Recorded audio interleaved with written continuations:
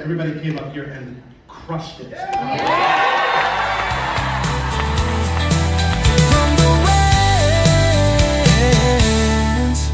From the winds.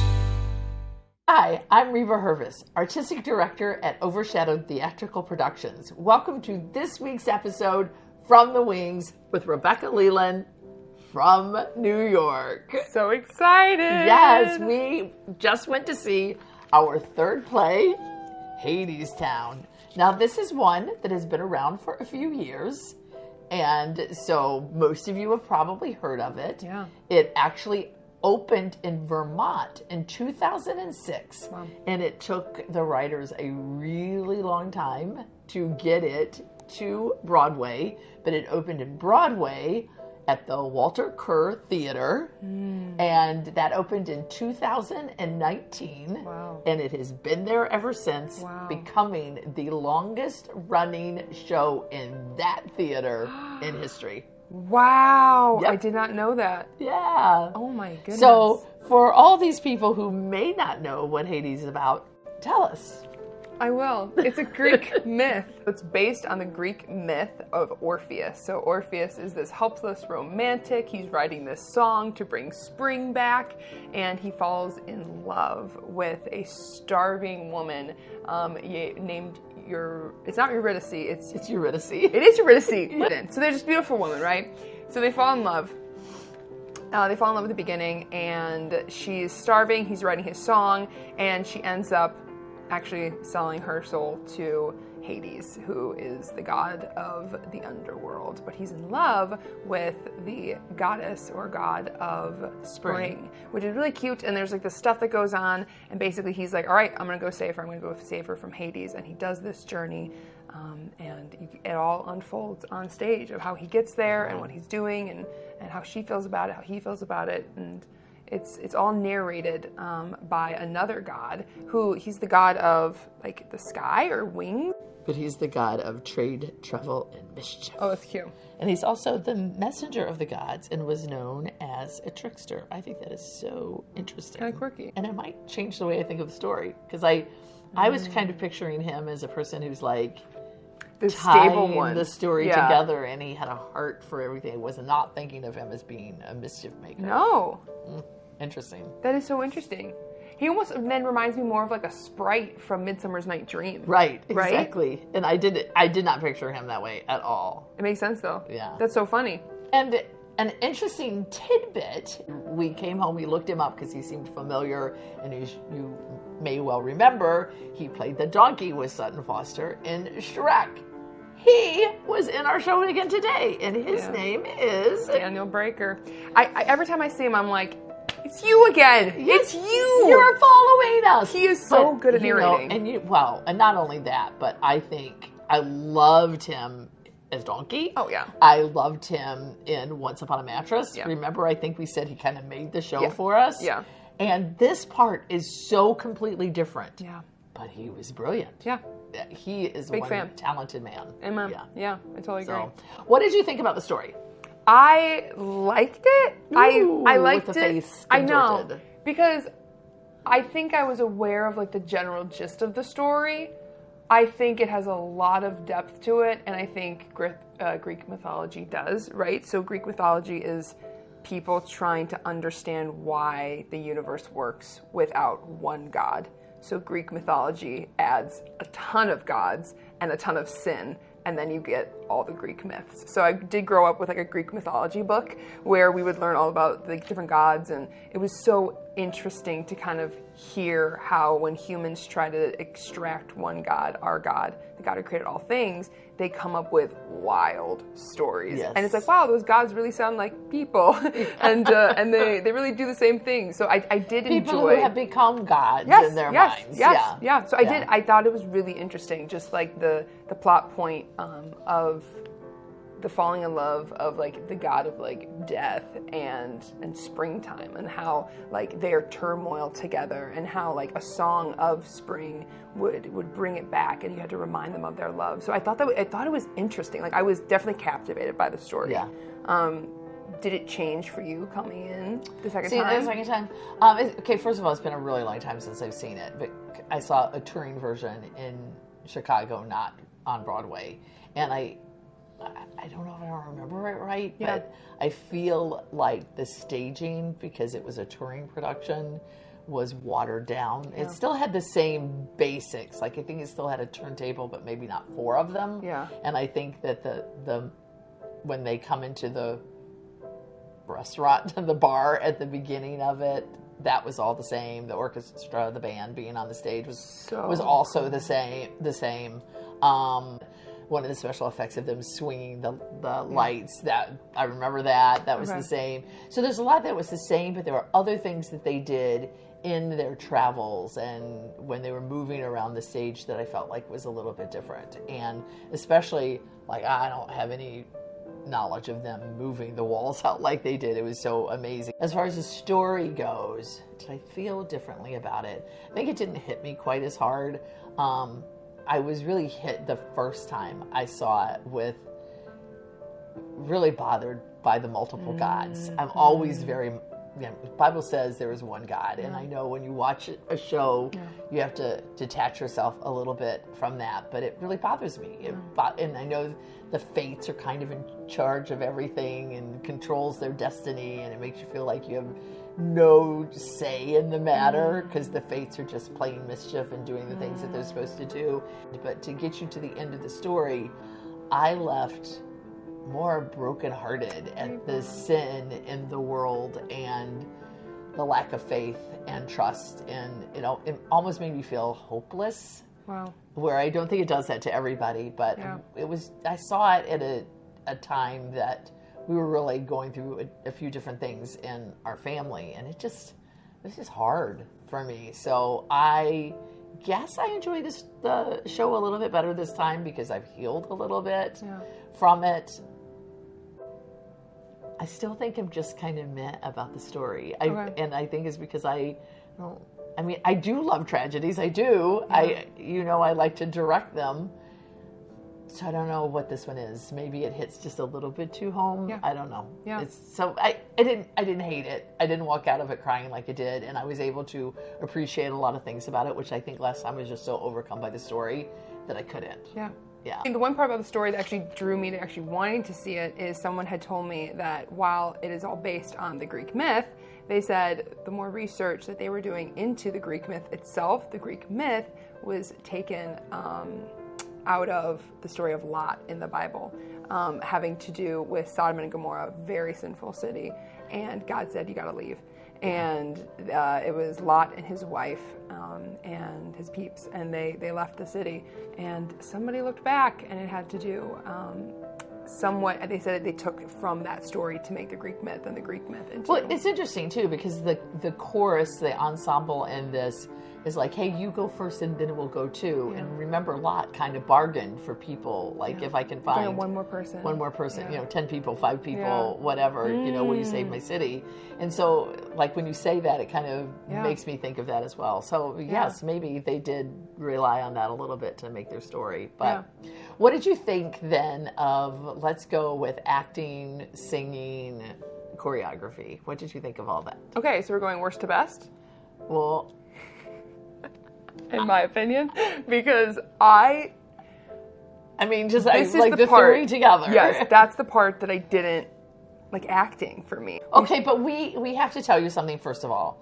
We had 7 understudies today. In maybe a cast of what? Like, I'll give it like 15. Yes, you're right. So it means half of the cast them were understudies, and I do not believe I've ever seen a show with that many. Yeah. Now, hats off to them that. Yes. Like the playbill actually gave us a list of 4 people, and they are like big parts. Pretty much all the leads other than him. It's kind of the same thing that would make sense to you if you're directing a play.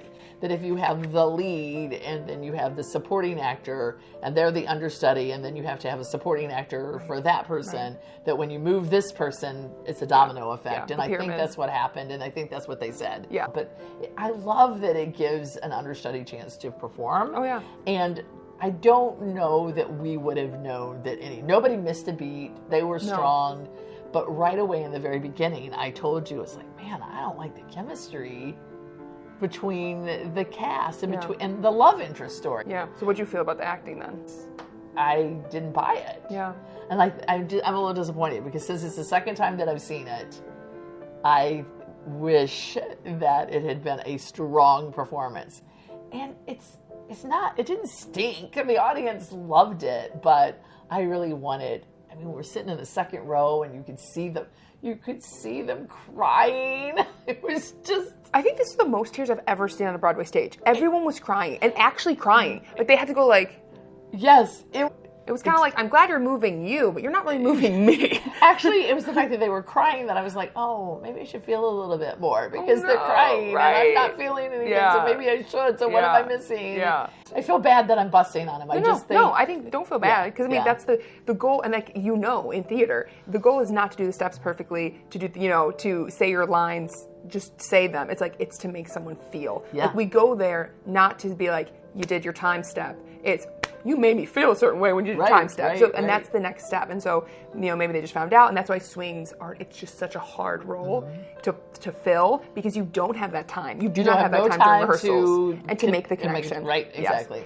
Yes. Yeah. And maybe that's the reason I didn't hurt as bad at the end too. Yeah. Because I was just devastated at the ending last time, and not devastated like when you go see a sad movie and like The Notebook and you're like, oh, I'm just so sad at the way life is.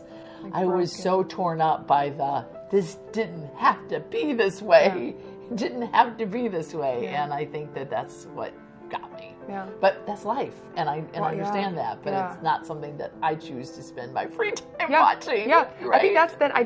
To go back to the story. Then I did like the story because I guess, but it's because it was hitting me in my own worldview, and my own worldview is like, wow. When it comes to man, one of the lines was, if a dog bites you, that's just flesh, but the real enemy is your mind and how you will let it be controlled. And you see these fates, this beautiful 3 women with these incredible harmonies, just like and playing instruments, people. Instruments. One was very pregnant, and I was like, wow, killing it. But they were speaking to him and sowing doubt in his mind. Yeah. And you're like, oh, this is such a real, honest. Is Satan sitting on your shoulder saying, oh, Rebecca, it's okay. It's okay. And as an audience member, you're like, no, fight that. And it's so different than when you see fist fights on stage than when you see someone being lied to in their own like heart on stage. Because like the fist fights, you're like, maybe they could win, maybe, but like when it comes to like the mind, you're like, wow, this is really getting them. I think that it's because I am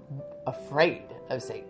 Because the Bible says that he walks about seeking who he can devour. Yep. And that is frightening to me. And I've seen that with people that I know. And so to me, I'm like, that's why this one makes me go, I don't know how I feel about this one. It's a reality. Because I feel like it's real and I don't like it. It is. Yeah. Wow, Because without Christ, because I'm watching and I'm like, well, I'm good. I'm never going there. I can't anymore. I've been, the rest sealed. Of your family. Right. Yeah. And when you start thinking about those who are not saved, you're like, that could be their fate. Yeah. Like that is actually what they're fighting. They're fighting these like man urges, these desires.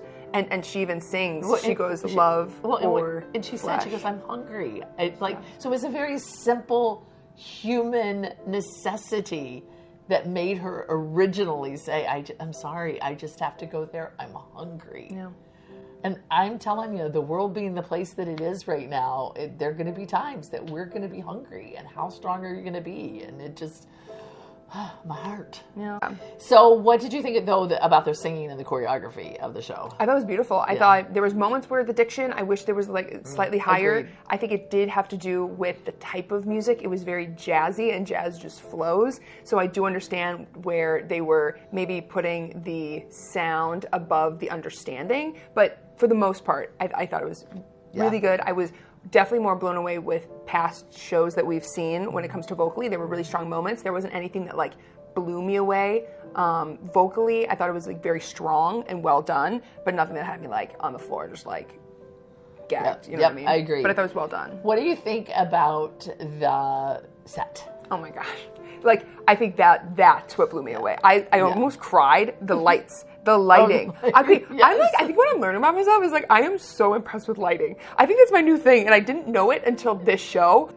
I would like to shout out Bradley King. You are the king of lighting design. I was shook. Yeah. I loved the ingenuity. I love the steampunk theme Yeah. that they brought into it. Like, Yeah. even with like, With the steam. yeah, literally, quite literally the steam, Yes. but like the way that they did the lights and then the majesticness Yeah. of that stage. Like Yeah. you were even shocked because you had sat a little farther back, in yeah. Chicago, Yeah. and then so here in New York, what happened? So like we're sitting there for a moment and then like all of a sudden everything seems to expand, which should be some kind of symbol. Yeah. Maybe, but it's like it expands this way and then the ceiling goes up, and because we were sitting in the second row, we literally could look up and see how far it went And it up. just kept I have no going. idea how many feet up that is, but it just 20 went plus. It was oh, it's got to be 60 more, or phenomenal. more, right? It's like, it was huge.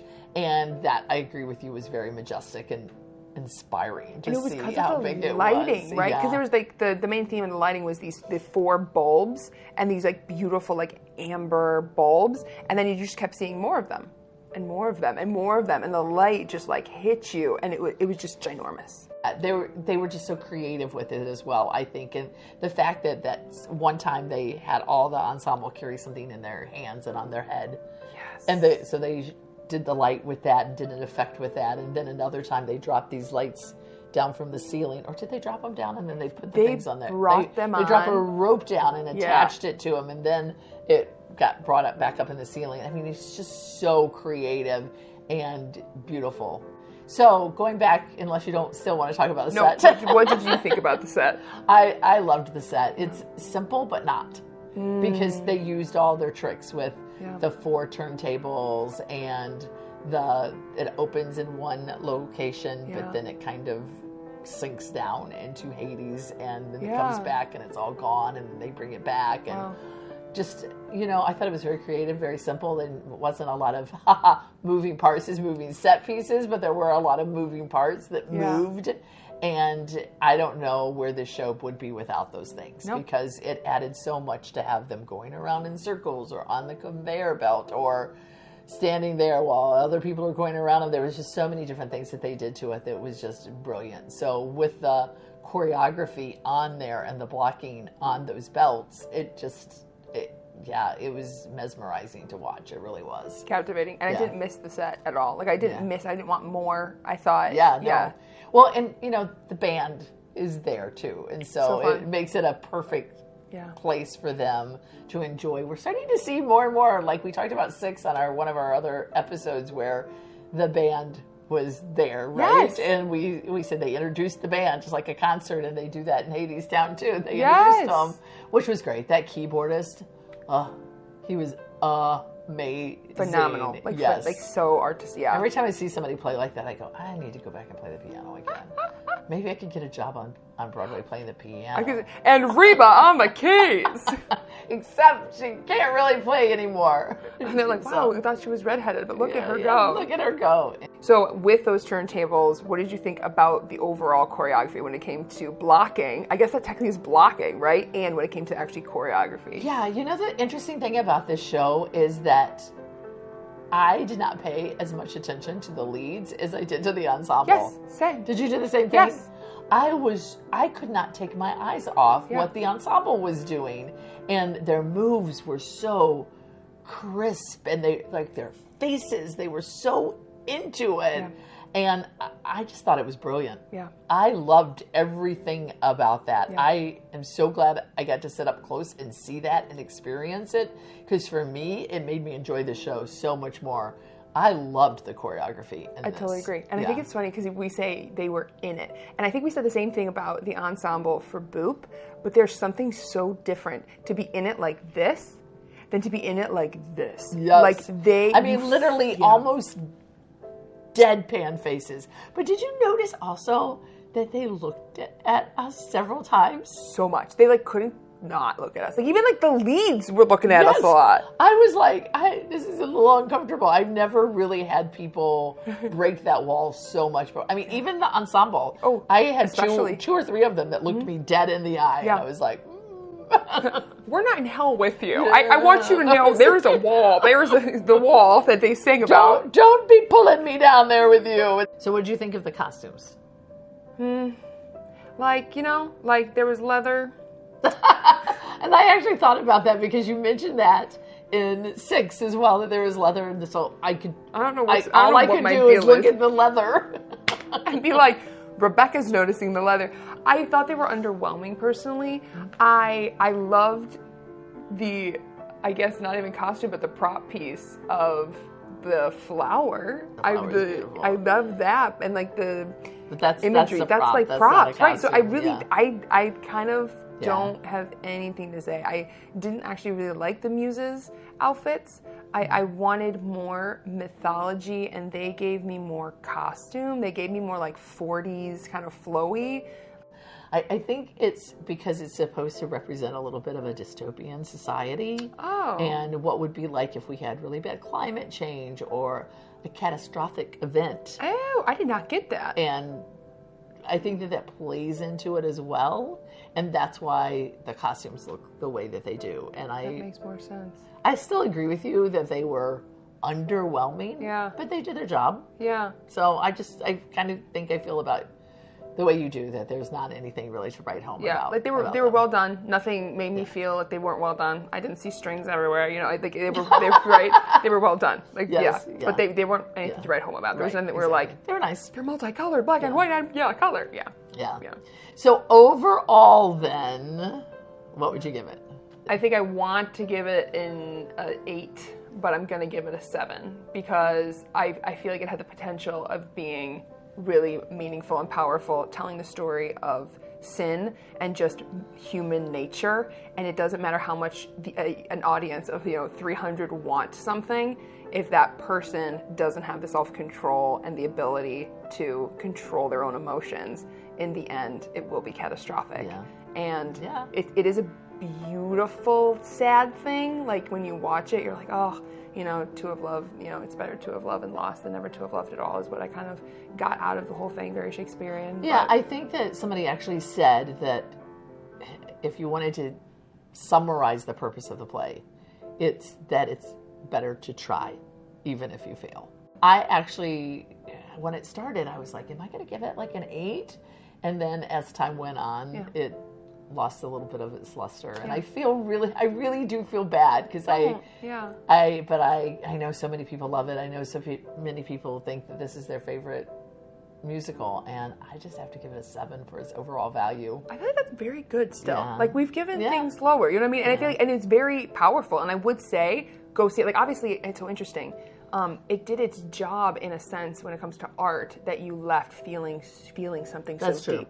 Okay, Rebecca. I know. 7 out of 10 ain't bad. 7 out of 10 ain't bad. And we are a big fan of swings and understudies. Yes, but it's a hard job. And that's why I feel so bad. But don't have to feel bad. You know what I mean? But it's a hard job. But they did it well. They did it well. But it just, we would want, and I'm sure they would want for themselves. They would hope that they would have that connection. Yeah, for sure. We appreciate you swings and alternates and understudies. We really do, and we thank you for making the show still a 7 for us. Yeah. Right? Because it could have been a 3 without you. Yeah. And Daniel Breaker, we can't wait to come see you in whatever we're seeing next, because you'll probably be some kind of narrator. But brilliant at whatever it is that you're going to do. I cannot wait to see. You're right. But until next time, this is just me. And me. Talking to you from the wings from New York.